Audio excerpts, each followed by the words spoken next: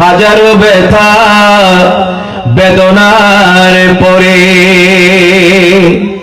ফিরে আসনি তুমি আপন ঘরে, দিনের আলো তুমি ছড়িয়ে দিতে চলে গেলে মদিনায় মক্কা ছেড়ে। হে রাসূল তোমাকে বলি আমি কেমন করে বলা যাবে? উম্মত রাসূলকে বলে যেতে বসেছে। রাসূল করিম সাল্লাল্লাহু আলাইহি ওয়াসাল্লাম দ্বীনের এই কথাগুলো প্রচার করবার জন্য, দ্বীনের আলো প্রচার করবার জন্য মক্কাতুল মুকাররমা থেকে, নিজের জন্মভূমি থেকে, বাপ-দাদার ভিটে ছেড়ে তিনি রাসূলুল্লাহ সাল্লাল্লাহু আলাইহি ওয়াসাল্লাম মদিনাতুল মুনাওয়ারায় হিজরত করেছেন। আর মক্কায় আর বাংলার মুসলমানেরা, চেম্বানঘাটার মুসলমানেরা ঘর থেকে মাত্র 10 কদম দিয়ে নবীর কথাগুলো শুনবার জন্য মাহফিলে আসতে পারে না। কথা বলেন ঠিক না বেঠিক? আমরা তো নবীকে ভুলে যেতে বসেছি। নবীকে যদি মনে রাখতে পারতাম, নবীকে যদি মনে রাখতে চাইতাম, তাহলে আমরা ঘরে কম্বল মোড়াইয়া ঘুমাইতে পারতাম না।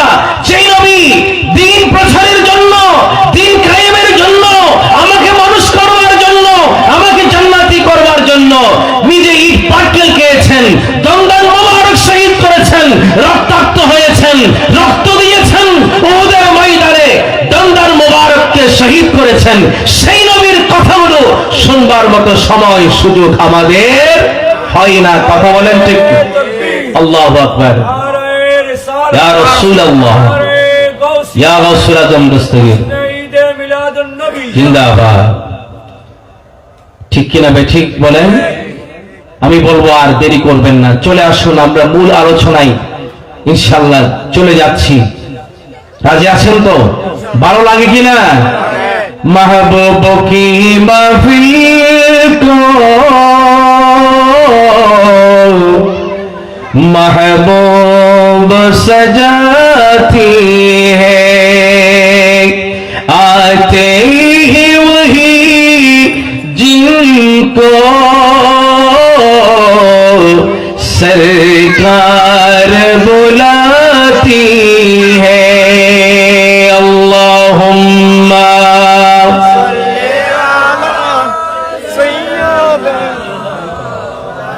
मौलाना मुहम्मद वाला आले।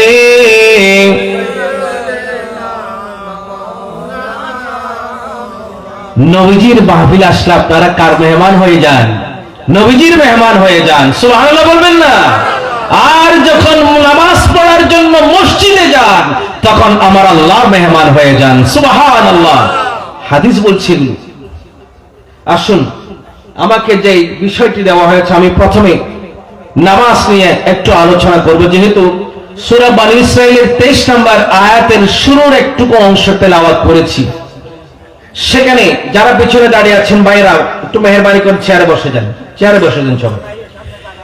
সূরা বনী ইসরাঈলের 23 নম্বর আয়াতে কারিমার প্রথম অংশটুকু তেলাওয়াত করেছি। সেখানে আমার আল্লাহ রাব্বুল আলামিন প্রথমে আল্লাহর ইবাদতের কথা বলেছেন। কার ইবাদতের কথা বলেছেন? জোরে বলেন, সবাই বলেন। আল্লাহর ইবাদতের কথা বলেছেন। ইবাদত কার জন্য হয়? একমাত্র আল্লাহর।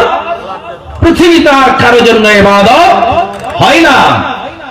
আল্লাহ তাআলা সর্বপ্রথম সেজন্য কোরআনুল কারীমের সূরা বনী ইসরাঈলের 23 নম্বর আয়াতে কারিমার প্রথম অংশে প্রথমে আমার আল্লাহর ইবাদতের কথা বলেছেন।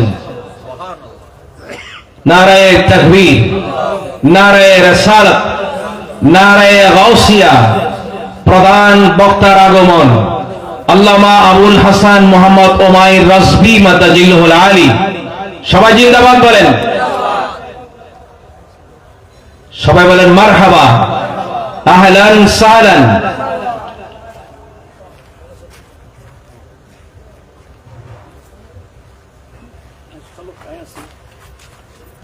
صلاة يا رسول الله عليكم،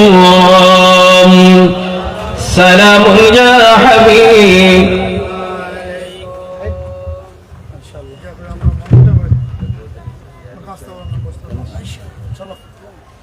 আপনারা খুশি হয়েছেন? হুজুরকে আগে দেখেছিলেন? কোথায় দেখেছিলেন? কিন্তু হুজুর আমাদেরকে বলে গিয়েছেন। বেশি দেরি হয় নাই, 1 বছরও হয় নাই। সবাই বলেন মারহাবা।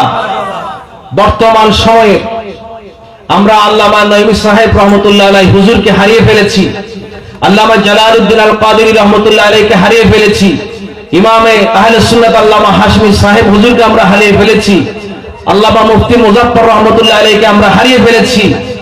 সেই স্থানগুলো আমাদের হুজুররা এসে পূরণ করবেন ইনশাআল্লাহ। সবাই বলেন ইনশাআল্লাহ।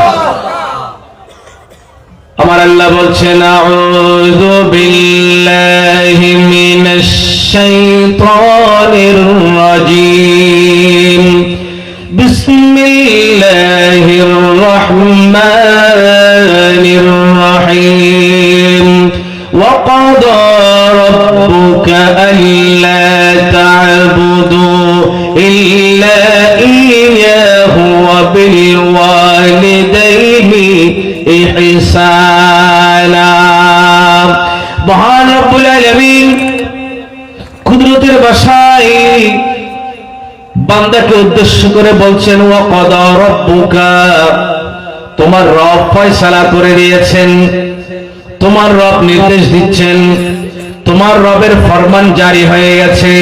আল্লাহ তা'বুদু, তোমরা যেন ইবাদত না করো, তোমরা ইবাদত করবে না, ইল্লা ইয়াহু, তোমার রব ছাড়া তোমরা যেন কারো ইবাদত না করো। একমাত্র ইবাদত হবে আমার রবের জন্য। কার জন্য? সিজদা হবে একমাত্র আমার রবের জন্য। পৃথিবীর কারো জন্য সিজদা হবে না, ঠিক কিনা বলেন না? সিজদা হবে একমাত্র আমার রবের কুদরতের কদমে, আর কারো কাছে কারো সামনে সিজদা হবে। আল্লাহ বলছেন ওয়া ক্বাদা রাব্বুকা আল্লা তা'বুদু ইল্লা ইয়্যাহু, বান্দারে তোমার প্রথম ডিউটি, আমি তোমাকে পৃথিবীতে পাঠানোর একমাত্র উদ্দেশ্য হচ্ছে আল্লাহর গোলামি করবে, ইবাদত বندگی করবে। কোরআনুল কারীমের আয়াতের মধ্যে আল্লাহ বলছেন ওয়া মা খালাকুতুল জিন্না ওয়াল ইনসা ইল্লা লিয়াবুদুন, বান্দারে আমার, মানুষ এবং জিন জাতিকে আমি সৃষ্টি করেছি একমাত্র আমার ইবাদত করার জন্য। সেজন্য আল্লাহ রাব্বুল আলামিন সূরা বনী ইসরাঈলের 23 নম্বর আয়াতের শুরুতেই প্রথমেই ফার্স্ট আল্লাহ বলছেন তোমার ইবাদত হবে একমাত্র তোমার রবের জন্য, সিজদা হবে তোমার রবের জন্য, তাকে ছাড়া তোমরা আর কারো ইবাদত করতে পারবে না, কারো কাছে মাথা নত করতে পারবে না, কারো সামনে সিজদা করতে পারবে না। 1 নাম্বার ডিউটি দেওয়ার পরে আমার আল্লাহ বলছেন 2 নাম্বার তোমার ডিউটি হলো ওয়া বিওয়ালিদাইনি ইহসানা, আল্লাহর ইবাদত বندگی করার পর তোমার 2 নম্বর দায়িত্ব হলো তোমার মা বাবার সেবা করা, মা বাবার সাথে সুন্দর আচরণ করা, মা বাবার সাথে সদাচরণ করা। একবার জোরে জোরে বলেন সুবহানাল্লাহ। ইবাদত হবে কার? আল্লাহর ইবাদতের মধ্যে অনেক রকম ভেরিয়েশন আছে। আল্লাহ রাব্বুল আলামিনের সৃষ্টির দিকে তাকাইয়া গোলাপ ফুল এত সুন্দর কেন আপনি চিন্তা করলেন? এটাও আপনার জন্য ইবাদত।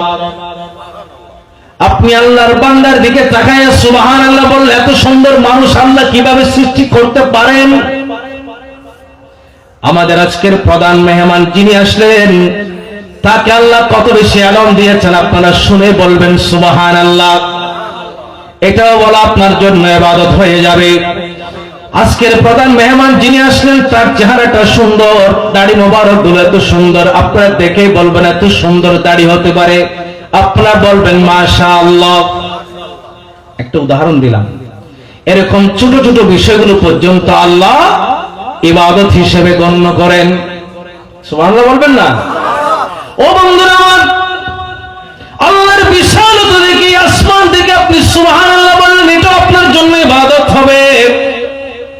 আপনি হাঁটি হাঁটি পা পা করে মাহফিলে আসলেন, এটাও আপনার জন্য ইবাদত হবে।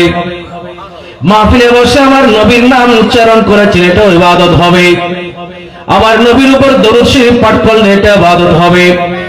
আপনার ভাইয়ের সাথে, বন্ধুর সাথে, মুসল্লির সাথে, পাশের ব্যক্তির সাথে, প্রতিবেশীর সাথে সুন্দর ভাষায় কথা বললেন, এটাও আপনার জন্য ইবাদত হবে। নয় নয় শরীয়তের ভাষায় আপনার ইমানদারের পায়খানা প্রস্রাব পর্যন্ত ইবাদতে পরিণত হয়ে যায়। আমার পাশে যিনি বসা, তিনি একজন বিখ্যাত মুফতি সাহেব, যিনি ফতোয়া দেন এবং জামিয়ার ফিকা বিভাগের যিনি প্রধান, হেড অফ দা ফিকা ডিপার্টমেন্ট। তো তিনি এখানে উপস্থিত আছেন। আমি হুজুরকে সাক্ষী রেখে কথা বলছি, ইমানদারের পায়খানা করা এটাও ইবাদত।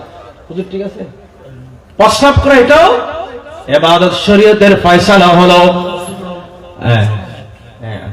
রাসূলের অনুসরণে, সুন্নতের মাধ্যমে আপনি যখন পায়খানাতে ঢুকবেন একটা দোয়া পড়তে হবে, বের হবেন আর একটা দোয়া পড়তে হবে।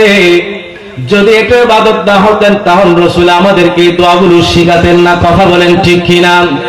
এর চেয়ে বড় ফয়সালা হলো, যখন নামাজি ব্যক্তি নামাজে যাবেন, পায়খানার প্রস্রাব আর পেট নিয়ে মসজিদে গেলে, নামাজে দাঁড়ালে তার নামাজটা মাকরুহ হয়ে যাবে। কারণ প্রস্রাবের বেগ এটা এত মারাত্মক, পায়খানার বেগ এটা এত মারাত্মক, বারবার আপনার ব্রেনের মধ্যে আঘাত করতে থাকবে। পায়খানা প্রস্রাবের হাজত সম্পন্ন করে আপনি যখন নামাজে দাঁড়াবেন, তখন আপনার অন্তরে একটা স্বস্তি আসবে, আপনি একটা স্যাটিসফ্যাকশন নিয়ে, কলবে সালিম নিয়ে, অন্তরে প্রশান্তি নিয়ে নামাজে যখন দাঁড়াবেন, তখন আপনার নামাজের ভিতরে রূহ থাকবে, আপনার নামাজের ভিতরে খেয়াল থাকবে, শরম থাকবে, আপনার খেয়ালটা তখন অন্যদিকে আর যাবে না। এই জন্য ফুকাহায়ে কেরাম বলছেন, ইমানদারের পায়খানা করা, প্রস্রাব করা এটাও ইবাদতের একটা অংশ হয়ে গেছে। আরো জোরে বলবেন না সুবহানাল্লাহ? ঠিক আছে আমার বন্ধু, আমার নবী বলছেন স্ত্রীর সাথে মেলামেশা করে এটাও ইবাদত, বন্ধুর সাথে সুন্দর ভাষায় কথা বলে এটা ইবাদত। সবকিছু ইবাদতের মধ্যে সর্বশ্রেষ্ঠ ইবাদত হচ্ছে রাসূল ইবাদত, হেড অফ দ্য ইবাদত হচ্ছে as-সালাত, এটা হলো নামাজ। জোরে বলবেন না সুবহানাল্লাহ? সেই নামাজের ব্যাপারে আমার নবী বলছেন, as-সালাতু মিরাজুল মুমিনিন, নামাজ হলো মুমিনদের জন্য মেরাজ। আমার নবী আরশ আজিমের মেহমান হয়েছেন, আল্লাহর দিদার পেয়েছেন। আমার আল্লাহ নবীকে আরশ আজিমের মেহমান বানায়া আল্লাহ পাক আল্লাহর নবীকে, হাবিবকে দিদার দিয়েছেন। আর আল্লাহ বলছেন, হাবিব আপনাকে আমি আরশ আজিমে লাভকারী নিয়ে এনে আপনাকে মেহমান বানিয়ে আমার দিদার দিয়েছি। আমি চাই আপনার উম্মত আমার দিদার থেকে কখনো বাদ যাবে না, মাহরুম হবে না। ইয়া রাসূলুল্লাহ, আপনার প্রেম, মহব্বত, ভালোবাসা, ঈমানকে সঠিক করে, সহি করে যখন ঈমানদাররা, আপনার উম্মতেরা আমার মসজিদে এসে সিজদা দেবে, আমার নবী বলছেন, ইন্নাল মুসাল্লি ইয়াসজুদু আলা কদমাইর রব। আমার নবী বলছেন, যখন মুসাল্লি সিজদা দেয় তখন জমিনে সিজদা দেয় না। আমার নবী বলছেন, বরং মুসাল্লি যেন আল্লাহর কুদরতের কদমে সিজদা দিচ্ছে। চিৎকার দিয়ে বলেন না সুবহানাল্লাহ? আমার নবী বলছেন, ইমানদার যখন নামাজে দাঁড়িয়ে যায়, যখন সূরা ফাতিহা শুরু করে দেয়, তখন সে যেন সূরা ফাতিহা পড়ে না, সে যেন কেরাত পড়ে না, বরং সে যেন তার রবের সাথে পিস করে প্রেমের আলাপ করে। নামাজই হলো সব ইবাদতের মধ্যে শ্রেষ্ঠ ইবাদত, শ্রেষ্ঠ এবং ফরজ ইবাদতের মধ্যে ঈমানের পরে যেই আমলটার নাম, সেটার নাম হচ্ছে সালাত। সেটার নাম কি? আরো জোরে বলেন, সেটার নাম। আমার আল্লাহ বলছেন, সালাত তানহা আনিল ফাহশাই ওয়াল মুনকার। আল্লাহ বলছেন, নিশ্চয় নিশ্চয় সমাজের মানুষগুলো যখন নামাজি হয়ে যাবে, পরিবারের সব সদস্যগুলো যখন নামাজি হয়ে যাবে, মুসলিম কান্ট্রির সব মানুষগুলো যখন নামাজি হয়ে যাবে, তখন সেখানে আর কোন অশ্লীলতা থাকতে পারে, অন্যায় কাজ থাকতে পারে। আমাদের সমাজে আছে না নাই? কোপাকুপি আছে না নাই? কথায় কথায় চুরি ঢুকিয়ে দেওয়া আছে না নাই? চুরি করা আছে না নাই? ডাকাতি করা আছে না নাই? চুগলখুরি করা আছে না নাই? সমালোচনা করা আছে না নাই?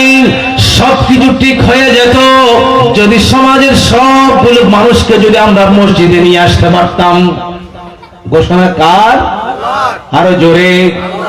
আল্লাহর ঘোষণা কখনো মিথ্যা হতে পারে? লা তাবদীলা লিকালিমাতিল্লাহ।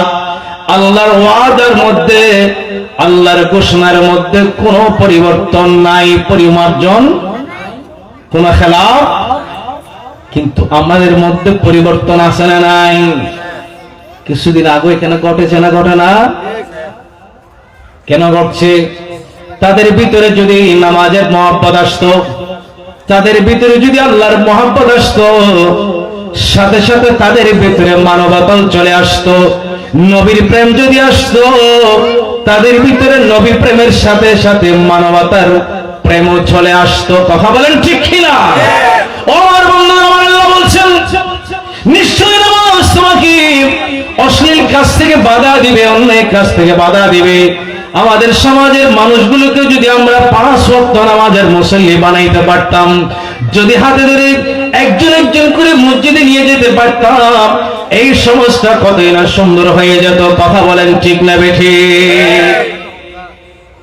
আপনি নামাজ পড়বেন, অন্ততপক্ষে কিছুটা হলো আপনার ভিতরে হায়া থাকবে, লজ্জা থাকবে, আপনার ভিতরে ভয় থাকবে। এখন নামাজ পড়ে এসেছি, কিভাবে অন্যায়টা করি। এখন নামাজ পড়ে এসেছি, কিভাবে আরেকজনের হকটা নষ্ট করি। এখন মসজিদ থেকে বের হলাম, কিভাবে আরেকজনের বিরুদ্ধে কথা বলি। এখন মসজিদ থেকে বের হয়েছি, এখন যে জবান দিয়ে তাকবীর তাহরিমা বলেছি, আল্লাহু আকবার বলেছি, এখন যে জবান দিয়ে সুবহান রাব্বিয়াল আলা বলেছি, যে জবান দিয়ে একমাত্র সুবহান রাব্বিয়াল আযীম বলেছি, হে আল্লাহ তুমি মহান, তুমি পবিত্র, তুমি মহান। যে জবান দিয়ে আমার আল্লাহর পবিত্রতা ঘোষণা করেছি, আমার আল্লাহর প্রশংসা করে এসেছি, সেই জবান দিয়ে কিভাবে মিথ্যা কথা বলবো? নামাজে গেলে 5 ওয়াক্ত নামাজ যথা সময়ে মসজিদে আদায় করলে অন্ততপক্ষে আপনার ভিতরে একটু হলো হায়া শরম আসতো। কথা বলেন ঠিক না বেঠিক? ও বন্ধুরা আমার, শত শত মানুষ আজান হয়ে গেছে কিন্তু দোকানে বসে বসে আড্ডা গল্প করছে, আসে না নাই? তাদের ভিতরে লজ্জা নাই, হায়া নাই।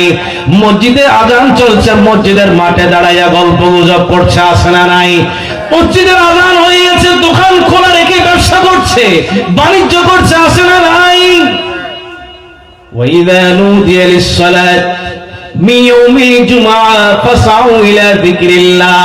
ওই সমস্ত বান্দারা 5 ওয়াক্ত নামাজে তো যায় না, শুক্রবার দিন জুমার দিনও তারা একটু আগেভাগে যেতে পারে না। অথচ আল্লাহ বলছেন যখন আজান হয়ে যাবে জুমার জন্য তোমাকে ডাকা হবে, ব্যবসা ছেড়ে দাও, বাণিজ্য ছেড়ে দাও, দুনিয়াকে তালাক দিয়ে দাও, তুমি আল্লাহর জিকিরের দিকে দৌড়াও। জুমার দিন আমরা তাদেরকে মানুষ করতে পারলাম না, দুঃখ লাগে। কষ্ট পাচ্ছেন আপনারা?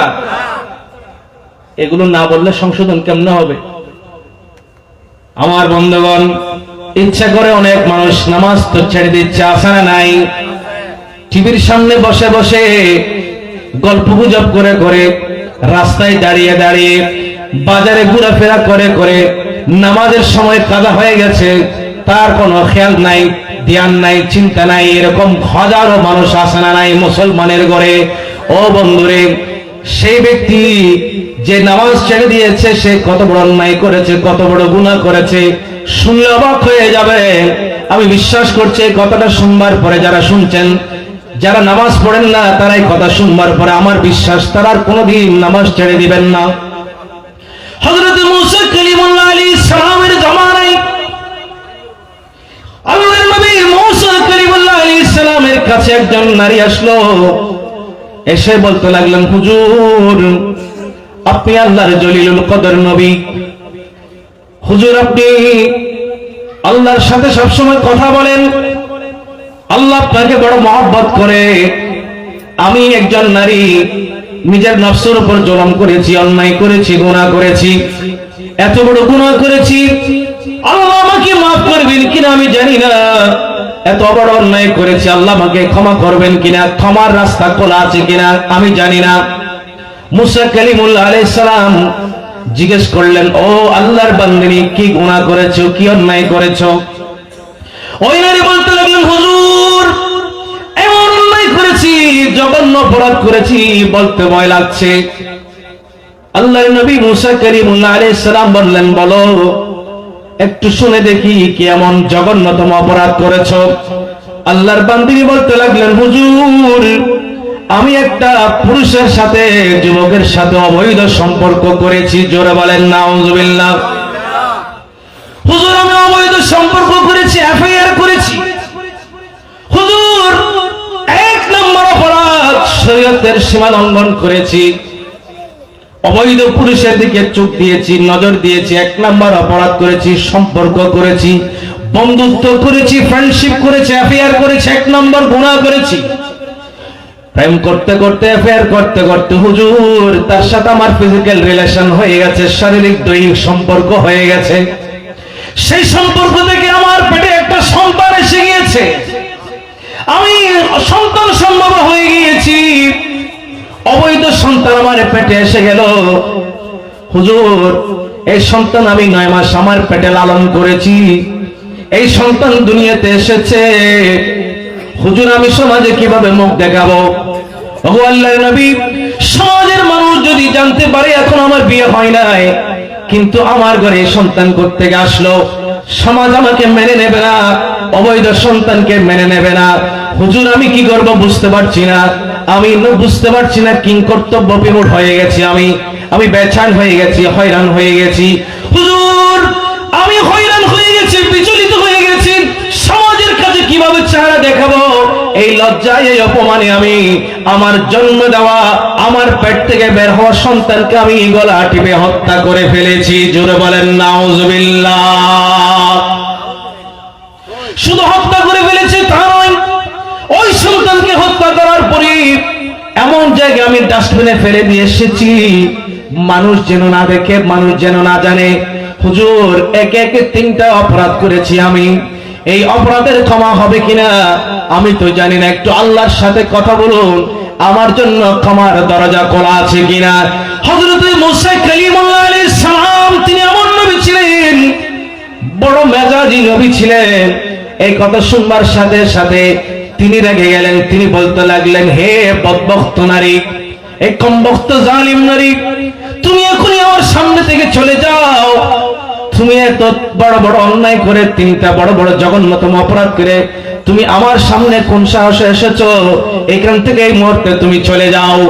তুমি যদি এখানে থাকো, আসমান থেকে আগুন এসে আমাকে পর্যন্ত জ্বালিয়ে পুড়িয়ে ছারখার করে ফেলবে, গজব নাজিল হবে। এইভাবে ধমক দিয়ে বকাঝকা করে ওই নারীকে আল্লাহ মুসা কালিমুল্লাহ আলাইহিস সালাম বের করে দিয়েছেন।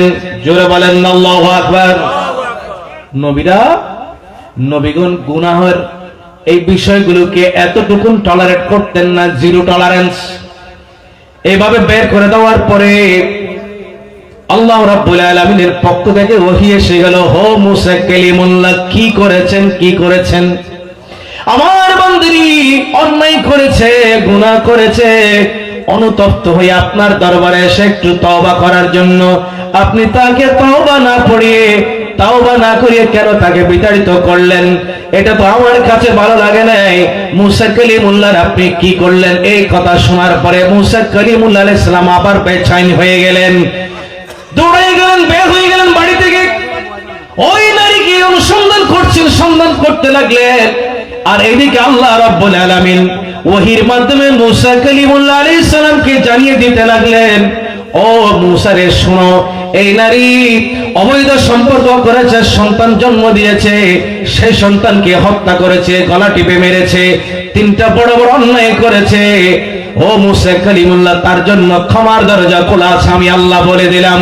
মুসা কালিমুল্লাহ রে, আপনি শুনবেন নাকি? এই এর চেয়েও জঘন্যতম গুনাহ আমার বান্দারা করবে, এর চেয়ে বড় অন্যায় জঘন্যতম অপরাধ আমার বান্দারা করবে। এই ঘটনা আপনি শুনবেন কিনা?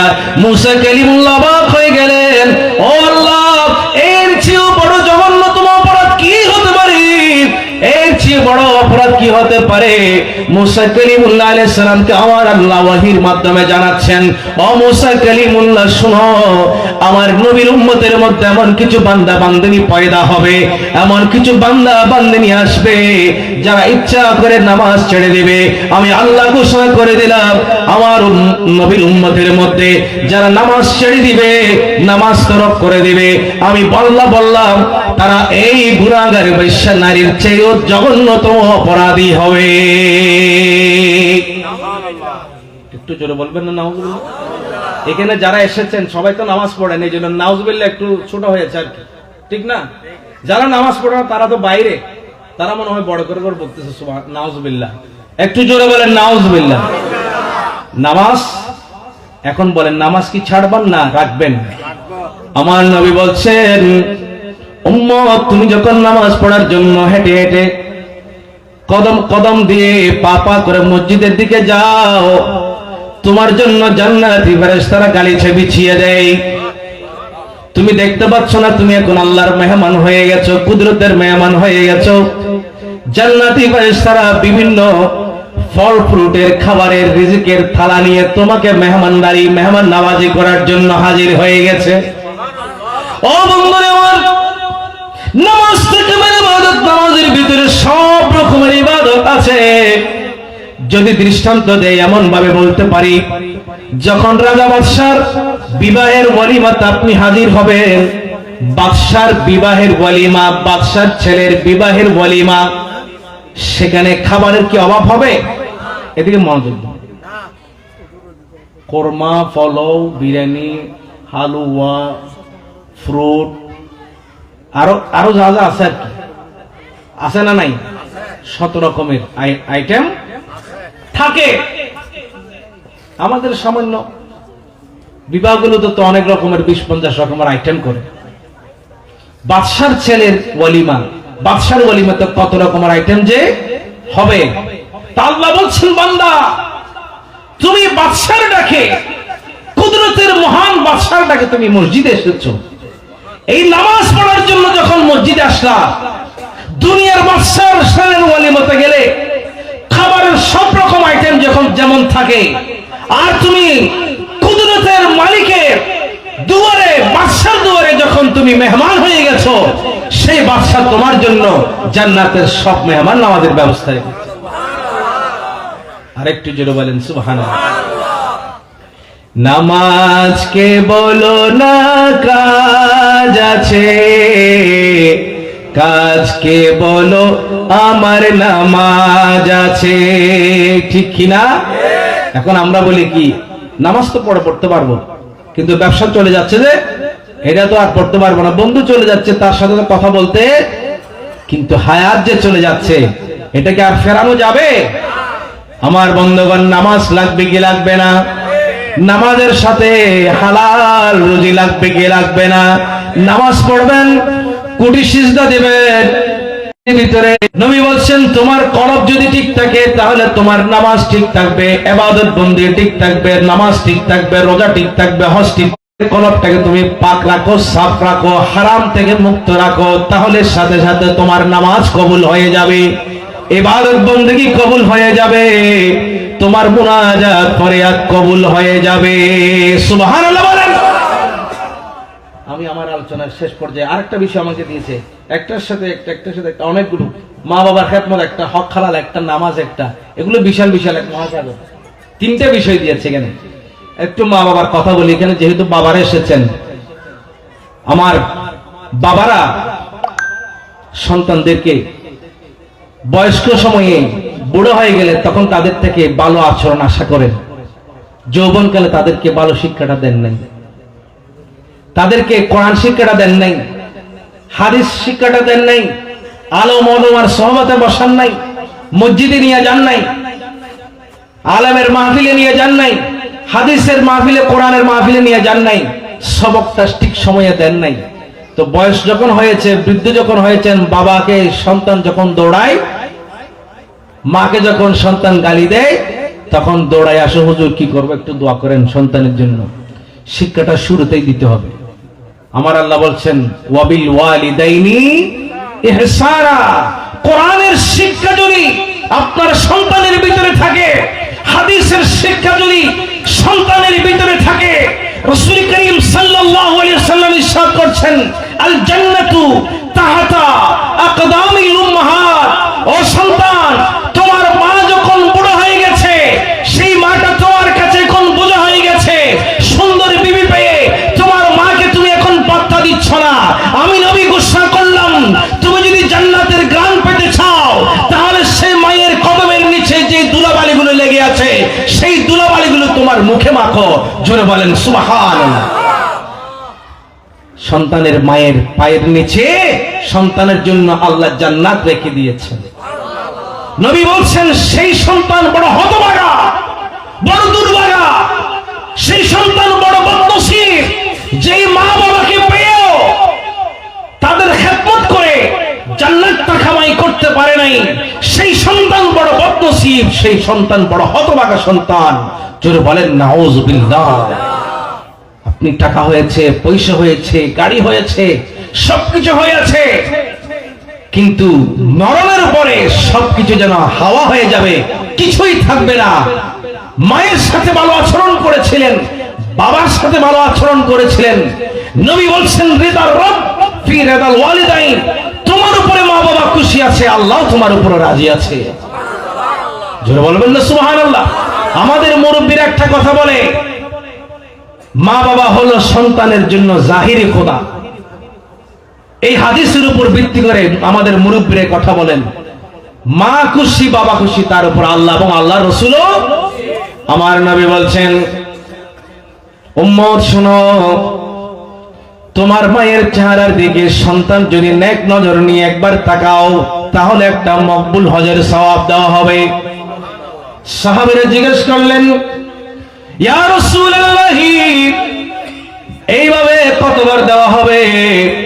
আমার নবী বলছেন সন্তান মায়ের চেহারার দিকে যতবার তাকাবে, ততবার তাকে মকবুল হজের সওয়াব দেওয়া হবে। বুখারী শরীফ। আমার নবীজির অন্য হাদিসের মধ্যে পাই, ইমাম গাজ্জালী ইহয়া উলুমুদ্দিনের মধ্যে হাদিস কানে এনেছেন।